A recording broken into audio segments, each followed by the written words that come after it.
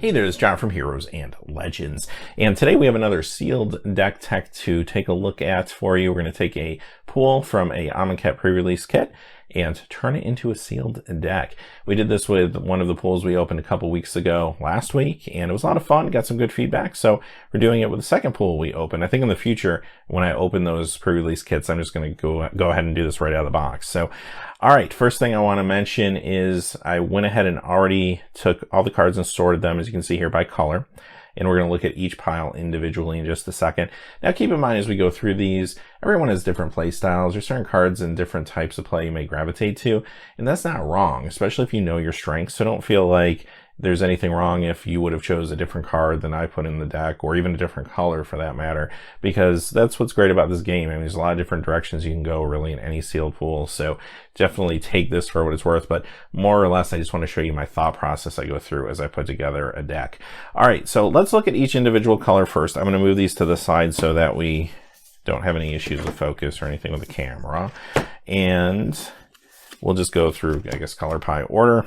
And we'll start off with white, just see what we have. So this is our opportunity to take in what we have and remove anything that feels like a sideboard card.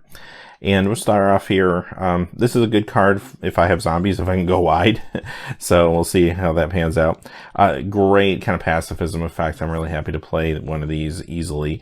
Vizier Deferment's fine. Like it's really good with exert creatures, for example, but other situations too. I liked Winged Shepherd a lot. This can definitely do work for you, and I like the fact that you can cycle it away if you're stuck on land. Another card that's good for going wide. Probably would only play this, though, if I was going wide. This is a fine card, too. Helps you go wide. Supply Caravan. Binding Mummy. Good card if you can go into the whole zombie theme, definitely. Gustwalker.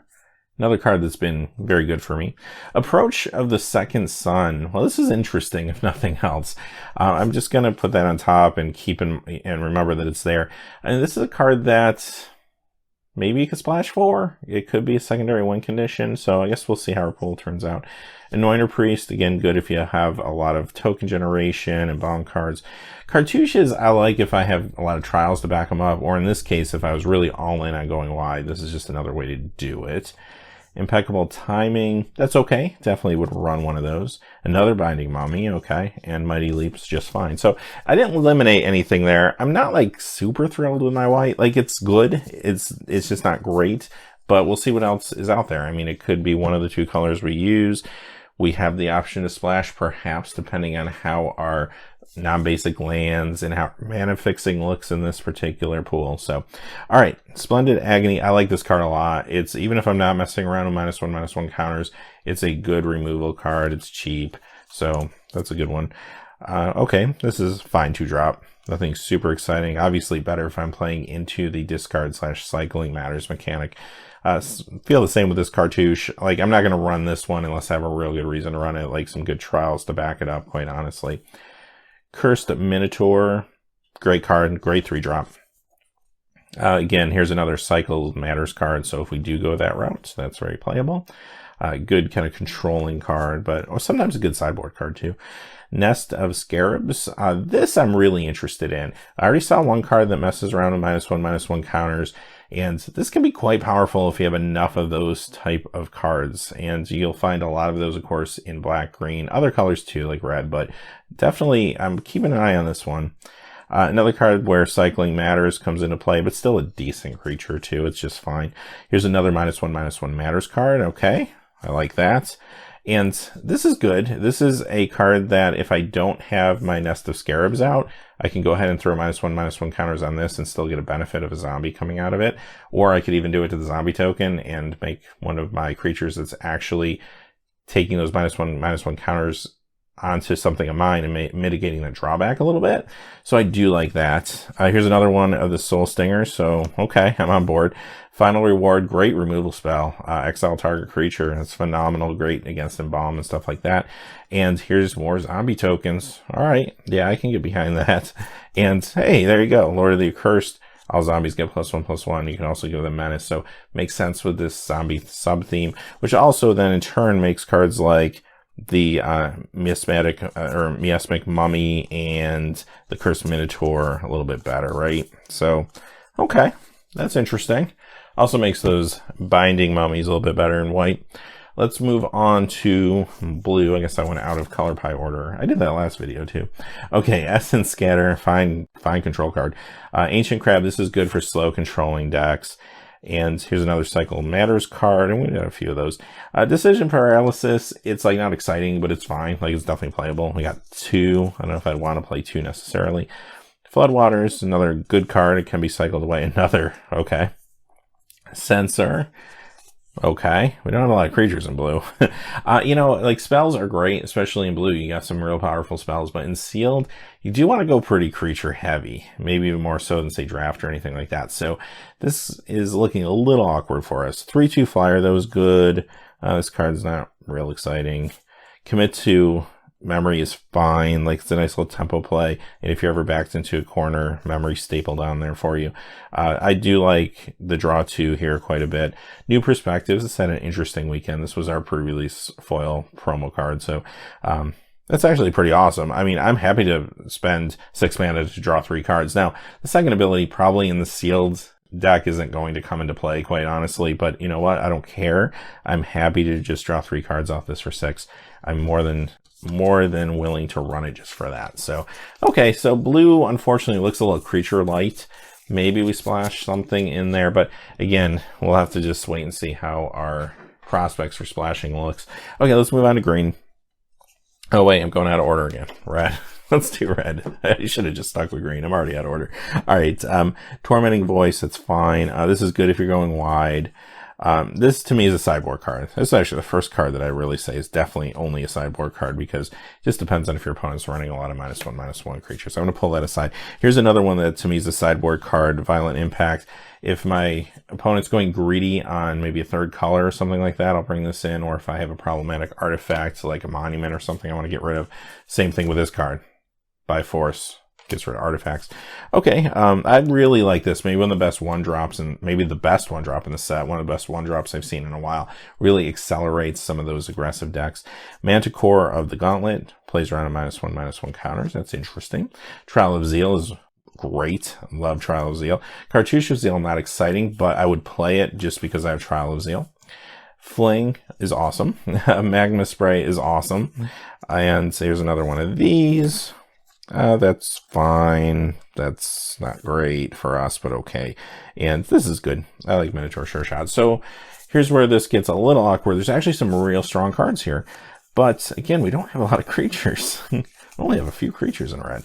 So again, it makes it a little awkward in the world of sealed. All right, let's go to green.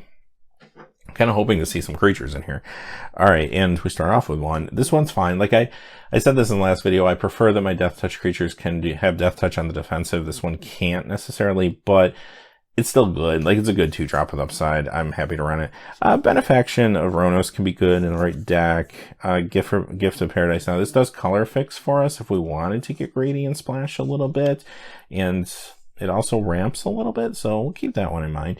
We have Untap Target Creature. This is good for Exert, and it gets +2/+4 in Reach, so it's a nice combat trick. Also good against Flyers. We haven't seen really a lot of Exert. We might run into some here. Initiates Companion. This sometimes overperforms under certain situations, so I do like these cards. Happy to run these as 2-drops. This one is really overperformed for me, I think. Exemplar of Strength has been great, and it's another -1/-1 Matters card. But even if I have to throw the counters on here, attacking in, if I'm on the play on turn 3 with a 2/2, and then a 3/3 next turn, and then a 4/4, actually can be good sometimes. Champion of Ronos, well, we haven't had any real big things to power out, but sometimes this is a nice economy play, so I'm happy to use it. 6 Sense, this I'm not thrilled about. Here's my problem with 6 Sense. It's real easy to throw this down, of course, get 2 for 1. If I do somehow get damage across with this on a creature, then I basically just cycled the card. I still haven't really got true card efficiency out of it. I have to do that twice before I get any sort of efficiency. And if I'm doing that, I'm probably already winning the game anyway. So yeah, I'm not super high on this card. I'm just going to remove it for that reason. All right, another one of these Bitterblade Warriors, another one. They're all 2-drops. I'm happy to run them. Colossopede, nice bulky creature. Best cartouche in the set, Cartouche Strength. Happy to run that regardless of trials. And another -1/-1 creature, okay. And Palsy Cheetah is another good creature. Okay, so green definitely brought the beats. I'm happy with the creature count that I see here. So here's my thought. I could go one of two ways with this. I definitely want to go black-green as my core colors. I want to use those -1/-1 counter effects. I haven't tried that out yet. I think that could be a lot of fun to mess around with. It seems powerful here. Could I splash something? There's some things worthy of splashing. I mean, there's Approach of the Second Sun. There is New Perspectives even. I mean, there's a few interesting things here that I could want to splash. Even some of the Red Burn, perhaps. And I don't know. I don't think I'd want to do both of those, but maybe like the Magma Spray. So there's a few different things here. So let's look at the rest of our cards real quick and kind of see what we have. Let's start off with the multicolor. This one... Since white's not going to be a core color of mine, if anything, it's a splash. I'm probably not going to run that. Oh, this is perfect. Okay, well, that's awesome. And we have Destined to Lead is actually pretty good too because of those Death Touch creatures. The lead part, that's nice. We're not really going in that direction. This to me, because green is a main color and I don't want to think about splashing a double red at this point. So this would truly be heaven more so than earth. To me, that's a sideboard card. If my opponent has a lot of flyers, I'll bring it in. So, all right, that's fine. Let's look at these artifacts. This one's good. I don't mind this card. We have a few monuments. I don't like these, so I'm going to take these out. All right, the monuments. They don't have to be on color for them to be good for you, but we're not really going wide, and white's not going to be a major color. Red, this is decent, but again, red's not going to be a major color. I don't really want to take up a spot with that. The black one is going to be one of our on-color ones, so you know what? I'll probably keep this. I won't take it away yet. I'll keep that. All right, let's look at the lands. We do have a Filter Land and Evolving Wilds for fixing. So you count the green card we saw earlier. So we got 3 ways to fix. This one I'm just getting rid of. All right. I could splash. I could just try to keep my economy up. And this format, at least in my experience so far, has felt really fast. It has made me feel like I don't always, if I can avoid it, like if my cards are good enough in 2 colors, I think I just stick to the 2 colors and I don't splash. That's at least my experience up until this point with the format. It's still early. So I'm going to look at this deck without the splash first. And if I feel like it's not exciting to me, then I will reconsider. I'm going to hold these cards aside. I'm going to reconsider some splashes.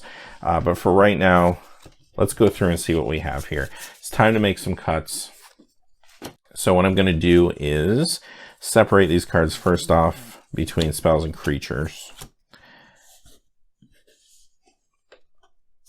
Spell, creature, spell. And we'll make a few more cuts actually as we go here, because now that we know what we're doing, we don't have any trials really to use this with, so I'm going to remove it. We're not really doing the cycling matter stuff, so I'm going to remove this. Because you really want to stick, if you have a good theme like we do with these -1/-1 counters, I want to stick close to that theme. So, at least for right now, I'm just going to take out anything that I see that's kind of off theme. I'm going to count this, I'm going to count this as a creature since it's not technically a creature, but it gives us creature. So right now anyway, since I said I'm not going to splash and I'm not really ramping into anything big, I'm going to put this aside. I'll put it with those splash cards.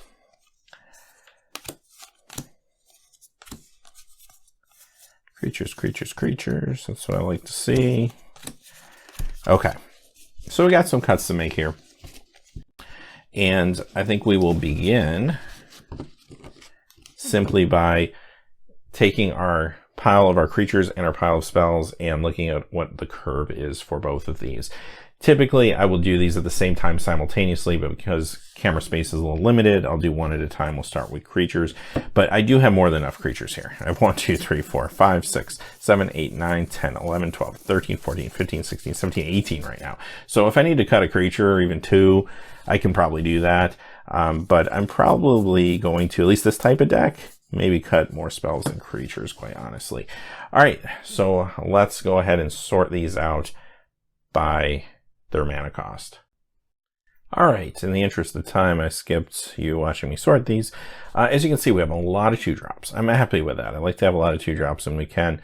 I feel good running all of these cards, quite honestly. 3-drops, same thing. I know we have some decent 3-drop spells, too, so I'm pretty good with our curve here. We went from having a whole bunch of 2-drops. We got 4 3-drops, and 4-drops. I feel like 4 is not bad by any means. But since we do have to make some cuts, this card here, the Vizier, I feel like is a little bit better when I can cycle more consistently. It's not bad. It's definitely runnable, and there'd be nothing wrong with trying to run this card, quite honestly. But in the interest of what we're trying to do, get down to 23 cards, I'm going to cut that one. I'm going to keep the ones that kind of stay more on our game plan. 2 5-drops, that's fantastic, and they're 2 pretty good ones for this deck, I think. And then finally, our 6-drop, which technically isn't a creature, but makes creatures, and I'm happy with that. Okay, so we ended up with 17 creatures, which means we would need, how many spells? 18, 19, 20, 21, 22, 23, so 6 spells. So let's see what we have in the world of spells here.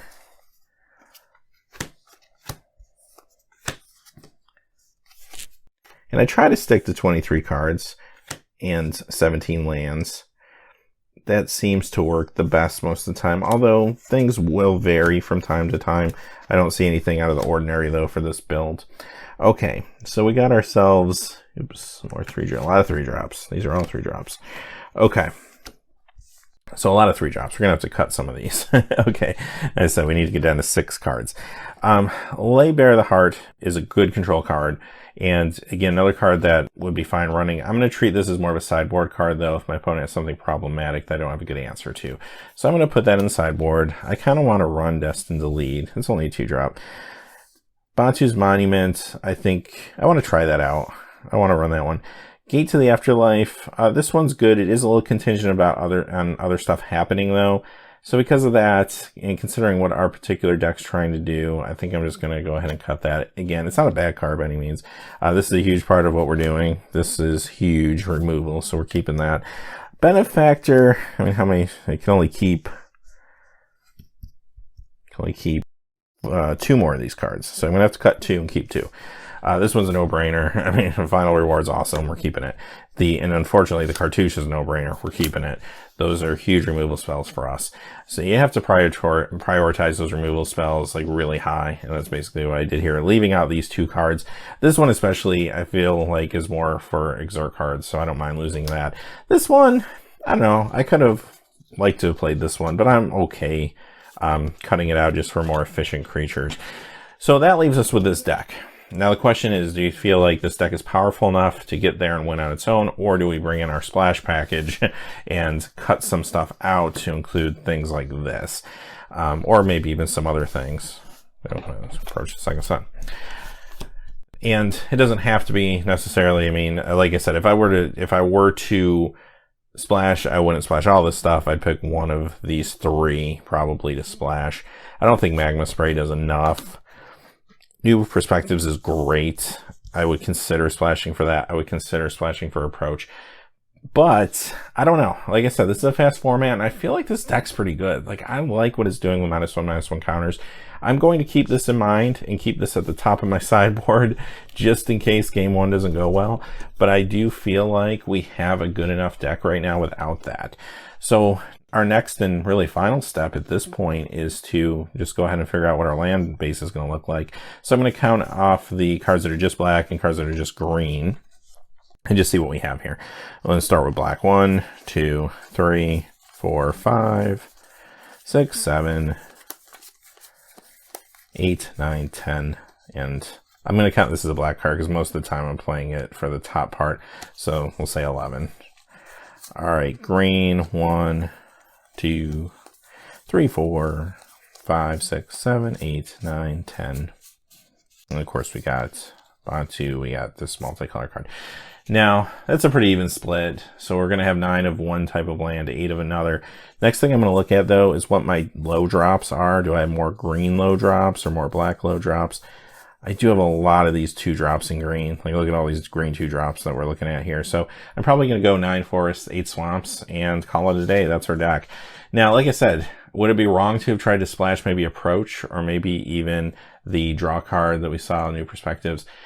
I don't think so. I mean, there's a lot of things. This pool is a little more open than maybe the last pool we saw, which I felt like the last pool was relatively concrete, which direction you wanted to go. This one, I feel like these are your strongest colors, but you could make the argument that splashing something is not wrong necessarily, or even some of the things I cut aren't necessarily bad cards or would be wrong to play over maybe one or two other ones. So this kind of depends on what your style is and what you enjoy doing and what direction you like to go in. But I feel good with this one. I'm like really happy to play this and try this out. I feel like this deck could actually be really good with the -1/-1 effects. It's got a couple key players to that archetype, and that's the Decimator Beetle's huge, and of course the, where did it go? Where are you? The Nest of Scarabs, which is another huge card. And even if I don't get the nest out, I have a lot of kind of small creatures that I could throw -1/-1 counters on to make this come in as a 2-drop 4/4 or something like that. And I have this sub kind of backup zombie theme too that is pretty interesting if I happen to pull the Lord of the Accursed and maybe some zombies or zombie tokens. I have another way to possibly win the game. So I like where this is going, but at the end of the day too, removal's good with the Cartouche and the Black Exile spell. Like, I feel like this is just decent even if I didn't have anything really tricky going on. So yeah, overall I'm pretty happy with this build, and I hope these videos help you, and at least, like I said, just kind of hone your thought process. It's not about necessarily agreeing with what I choose or disagreeing with what I choose. It's really about kind of helping you find your process as to how you go about building decks out of a pool of sealed cards. So until next time, hey, thanks for watching. Please remember to like and subscribe, and have a great day. Hey, thanks for watching. This video is made possible by the generous support of viewers like you on Patreon. Check out the description below for links to our Patreon page as well as our Amazon affiliate store, where a small percentage of all sales will also help support the channel. Finally, if you haven't had a chance yet to subscribe, hit that subscribe button so you don't miss any new videos on Heroes and Legends. Talk to you again soon, and have a great day.